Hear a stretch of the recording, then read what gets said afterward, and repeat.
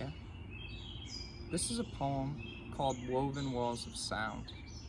I wrote this poem about one of the loves in my life, which is architecture. It's about how constructing a poem is a lot like designing a building. If you think about it, the greatest architecture in the world, like Falling Water by Frank Lloyd Wright, is sort of a poem in space. Just like the most incredible poems, like The Wasteland and Four Quartets by T.S. Eliot, or any of Ted Hughes' animal poems, or Leaves of Grass by Walt Whitman, all have a special kind of architecture, a certain visual quality and form. And great buildings have rhythm, just as great poems have a shape. And so I decided to write this poem, Woven Walls of Sound.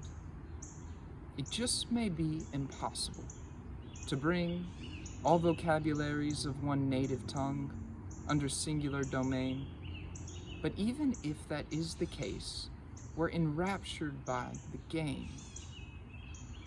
Using tools of mind, gut, and the senses, we fabricate in speech, building up new structures best explored in poetic cubic feet.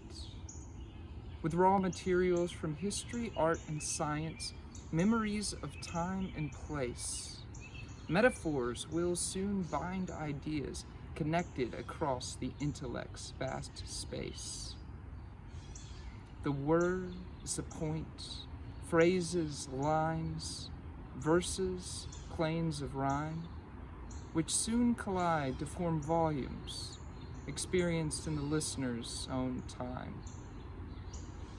It's in this way we build networks, these woven walls of sound, and sink them on deep footings in ancient neural grounds. And though for the builder there's joy in crafting every phrase, there is another far richer joy that long outlives the finite construction phase.